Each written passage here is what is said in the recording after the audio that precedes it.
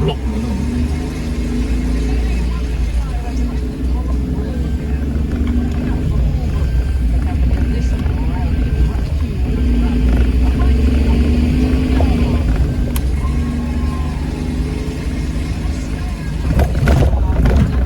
That's incredible.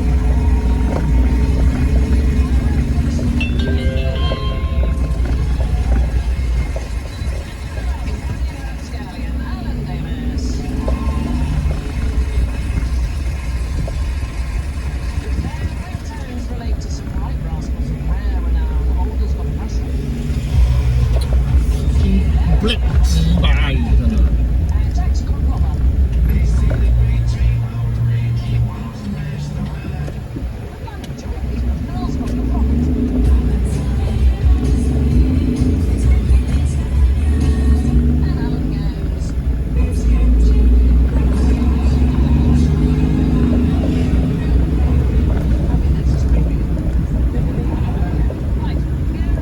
你看Black 鸡巴自己做的东西，你看声音啊。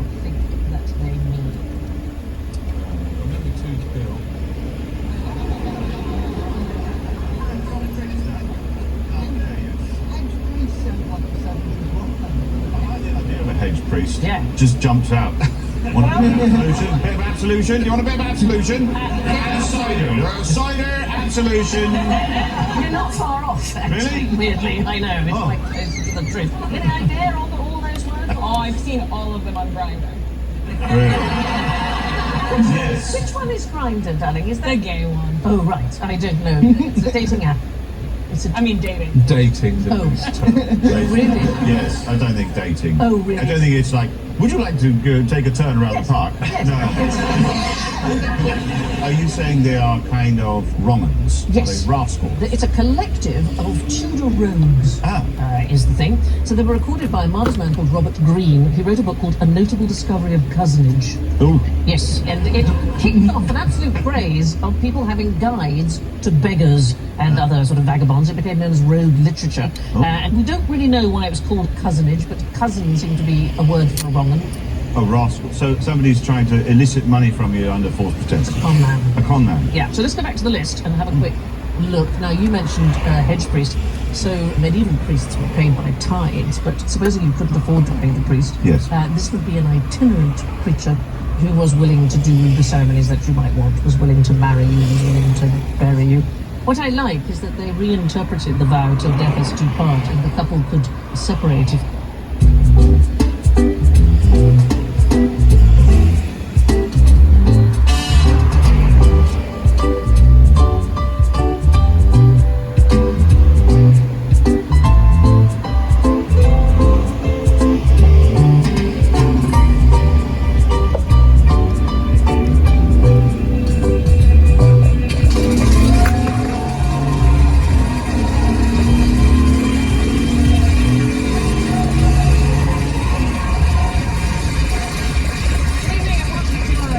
we've gone rogue and we'll be ripping up the rule book in the company of this rowdy, rough-hewn rabble. A right ruffian, Jack Carroll. Rostaya Ragunica, Olga Koch. Reckless reprobate, Phil Daly. Ruddy Rapscallion, Alan Davis. Their ringtones relate to some right rascals of rare renown. Olga's got Russian. There we go. Jack's got a robber.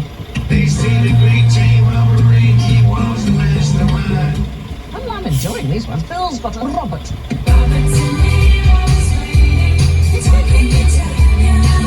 And Alan goes. Rosie and Jim, Rosie and I mean, that's just creepy, isn't it? Right, here are some words from the reign of Elizabeth I. What do you think that they mean? Well, number two's Bill. Fix that. How dare you? Hedge Priest sounds like a 70s rock band, doesn't it? I like the idea of a hedge priest. Yeah. Just jumps out. Want a bit of absolution? Bit of absolution? Do you want a bit of absolution? Cider. Cider, absolution. solution. We're not far off, actually, Really? weirdly. I know, it's like this is the truth. Yeah, all those were- Oh, I've seen all of them on Grindr. Yes. Which one is Grindr, darling? Is The that game. Oh, right. Dating app. I mean, dating. Dating. Oh, really? Yes, I don't think dating. Oh, really? I don't think it's like, would you like to take a turn around car? Are you saying they are kind of Romans? Yes. Rascals? It's a collective of children. Is the thing. So they were recorded by a Hartsman called Robert Greene. He wrote a book called A Notable Discovery of Cousinage. No. Yes, and it kicked off an absolute craze of people having guides to beggars and others vagabonds in this road literature. And don't really know why it's called cousins. Cousins seem to be a word for the problem. Oh, rascals. So somebody's trying to elicit money from you out of just On that. upon that. Yeah, so let's go back to the list and have a quick look. Now, you mentioned hedge priest. So medieval priests were paying their tithes, but I suppose like the philanthropic priest, flags, tended to a preacher who was willing to do the ceremonies that you might want, was willing to marry, was willing to marry. What I like is that they reinterpreted the vow until death us do part, and the couple could separate if they just stood over a dead animal in the road. Step lightly over this badger Yeah. and all will be well. Yeah, exactly. If I was a trickster, though, I'd pick a more subtle name than counterfeit crank. What do you think a counterfeit crank would do? The crank starts the engine, doesn't it? Yeah, they didn't have engines, so I'm gonna. Yeah, no engines, so no. Crank, like cranky, so he's like doing crimes, but he's not happy about it. Well, he's not happy in his look because of the crazy. Yeah, it's a crazy counterfeit. A pretend crank. It's a pretend crank, so it's somebody who pretends that they've got something wrong. There was a particular one called a clapper dungeon, and they used to spray unpleasant, create superficial wounds by rubbing a mix of lime and soda and iron rust and blisters and so on that became to trick people.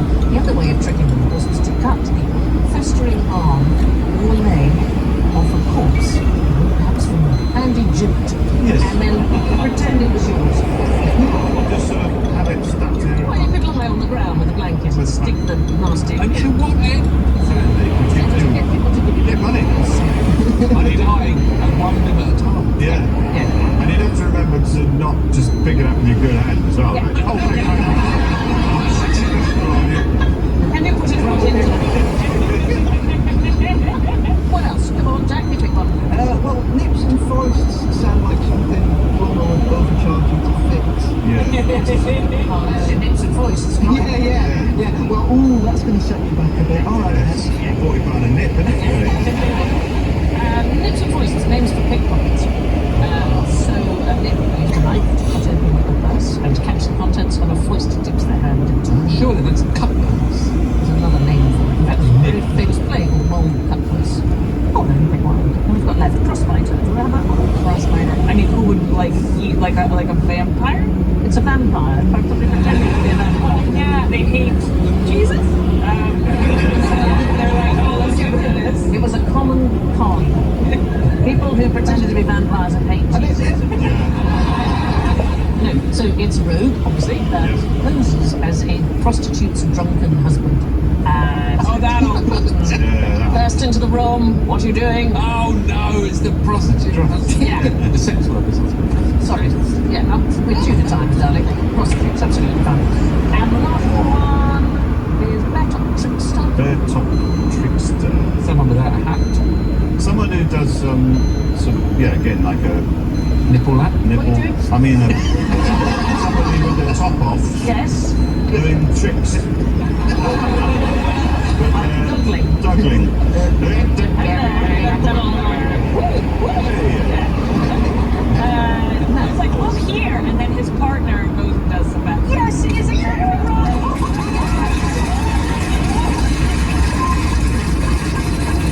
Yes, a woman can flash a bear top and then possibly lure a man into a house and then the guy can then do robbing him. Really? Yes. But how long is that going to track bamboozle? I mean, how much bamboozlement is there in? Well, hey, I mean, an hour. Just keep going. That's great. Or I just a think- couple of intense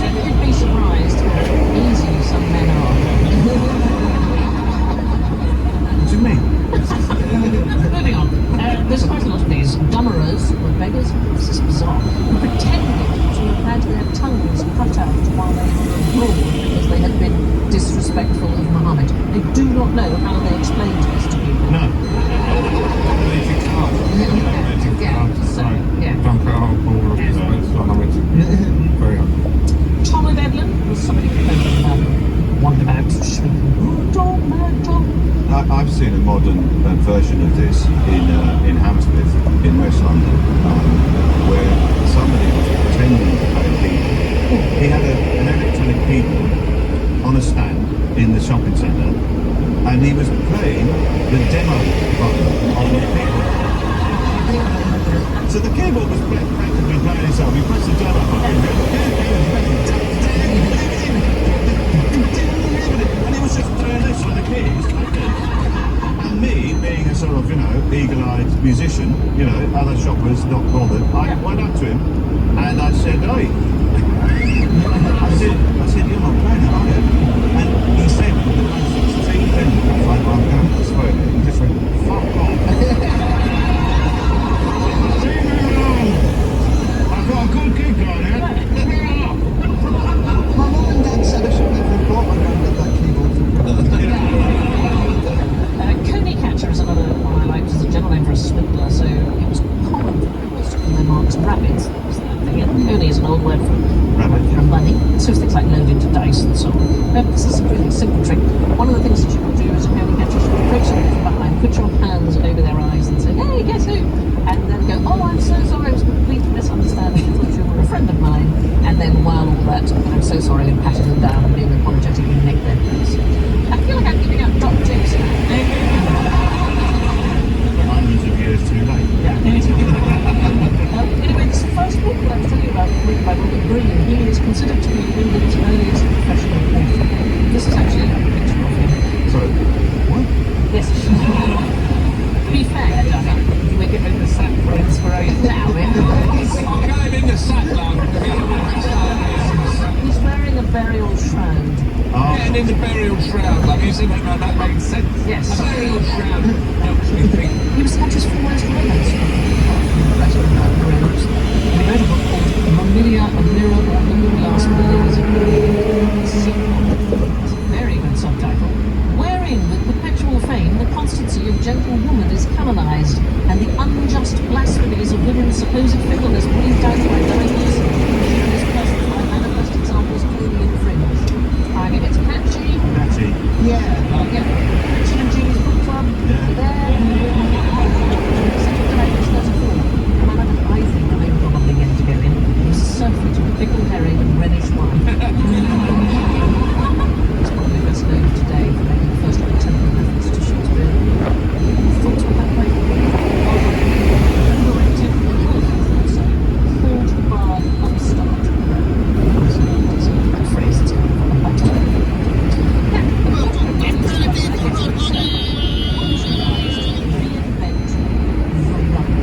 What ideas would you suggest to make life easier for runners?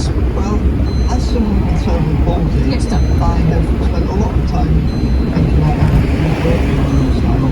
And I think it goes beyond a simple matter of technique, to be honest. Does it? There's something deeper. Deeper at work. Yes, something more philosophical.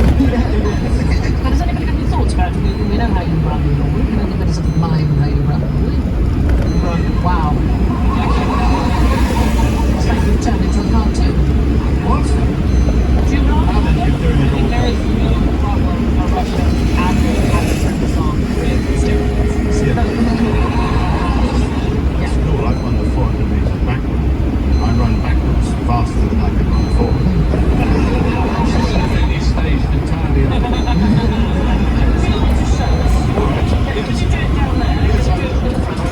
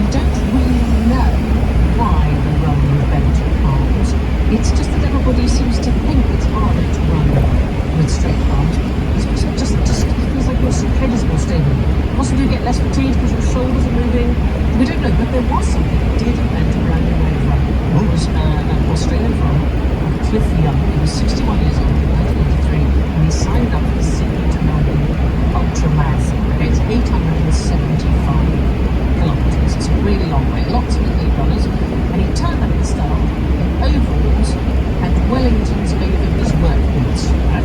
And everybody left. They ran off, and obviously he was left behind, poor old Cliff Young. And everybody knew a race like this was going to take 6 days. The best strategy was to run for 18 hours and sleep for 6. He didn't sleep. Every day he got closer to elite athletes before he finally overtook them on the last day and broke the race record of 5 days, 15 hours and 4 minutes. And now, most nobody sleeps during ultra marathons, and the young shuffle pattern has been adopted by ultra marathon runners across the world because it expends less energy. But he invented a new way of running. I guess I'm just wondering, like, can anyone invent running? Can I show up and just drive a car? Yeah. Yeah, I think that's what it is. Yes. Yeah. I'm going to take the bus.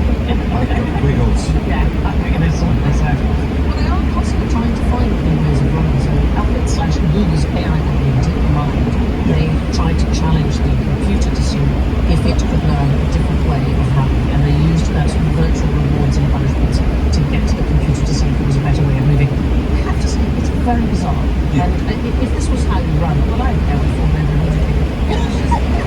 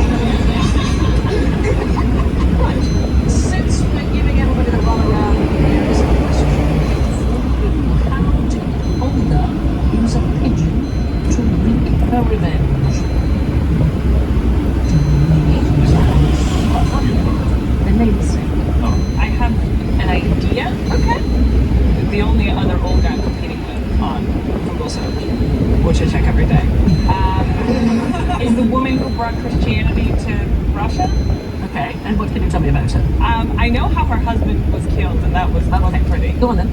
So they took two birch trees and they bent them, and then they tied his legs to each tree, and then they let the trees go. Yeah. That is So correct. sorry. Oh my god. Yeah. He was attached Yeah. to both of them. I mean, not for long. No. No. So he was rent or something. Yes. The only other book I'm competing with on Google search, which I check every day, is the woman who brought Christianity to Russia. Okay, and what can you tell me about her? I know how her husband was killed, and that was quite pretty. Go on then. So they took two birch trees and they bent them, and then they tied his legs to each tree, and then they let the trees go. Yeah. That is So correct. sorry. Oh my god. Yeah. He was attached Yeah. to both of them. I mean, not for long. No. No. So he was rent or something. Yes. By a neighbouring tribe, the Drevlians, and she was terribly unhappy, so she decided to get revenge. Terrible. So this is the Russian saying, Olga. She came from the city of, is it PSKOV? Pskov. 这个死赖的，真的跟你呢， Yeah, yeah. 还给他进，跟 Anyway, 你 she 拿来 decided 叫 to 警 get 察 revenge. So what she did was she laid siege to the Condone yourself, you will see people. what a fucking release. Shall I just say it quickly? Oh, just go for it. Yeah, it's close then. Maybe try to see like half radio. Fucking like this. Ukraine. So what she did, she laid siege to the town, and she said she would only accept surrender in the form of a tribute of a pigeon and some sparrows from every single household. So everybody thought, that's to them.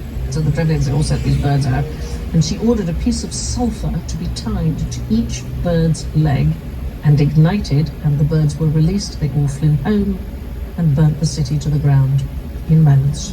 Good lord. I know, you're, as a bird lover, you're horrified. No.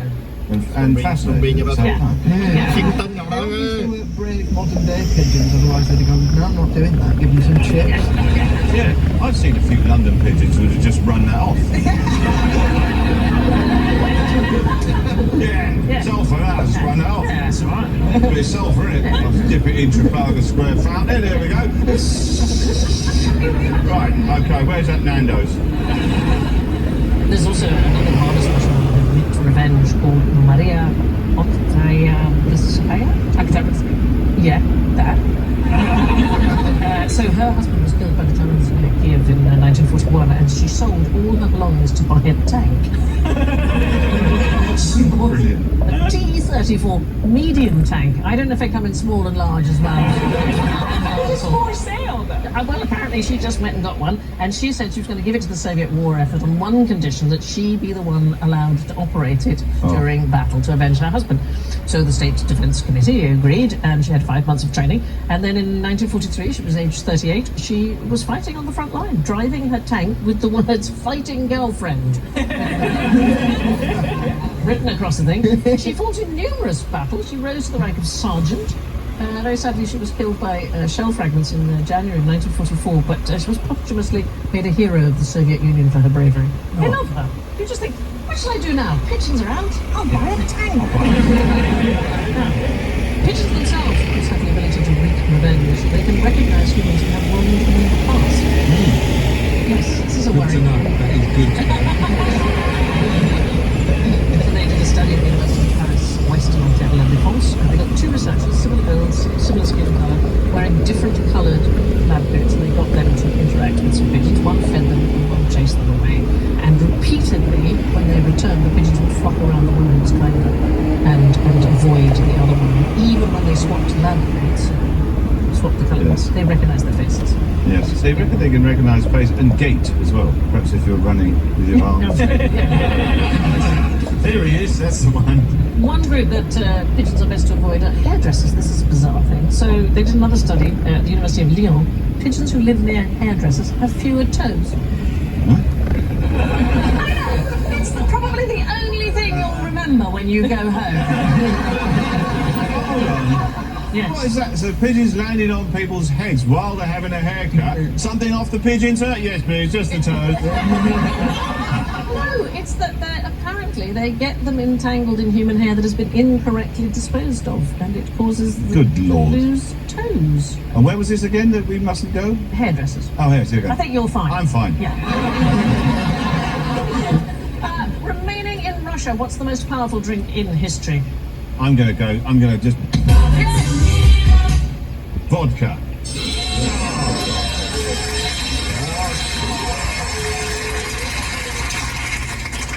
I love vodka, actually. Do you like that?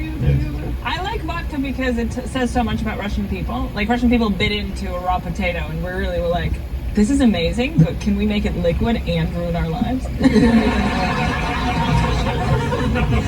Vodka is... Well, it's great because it doesn't really have a great deal of taste. But it does... you can have it ice. It doesn't freeze, does it? No. It also makes you look thinner the morning after, apparently, because it thins your blood and therefore it distributes weight. Sales are going through the... Yeah. I know. Immediately. What the aim is to totally dehydrate.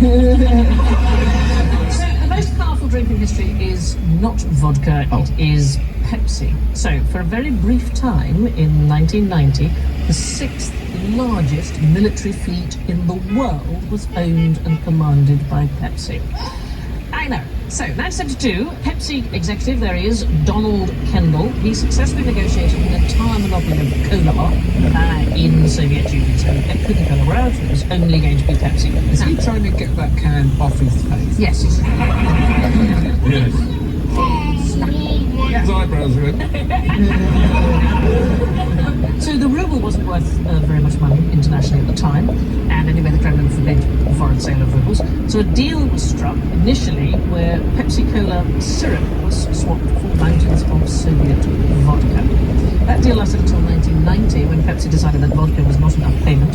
So Russia agreed a $3 billion deal that everything would be paid in Soviet warships. The official units in Russia are mountains of vodka and warships. Warships, yes. They got 17 submarines, a frigate, a cruiser, and a destroyer for their drink, and they briefly became the 6th most powerful navy in the entire world. And then eBayed the lot. Yeah. They sold it to a Swedish company for scrap.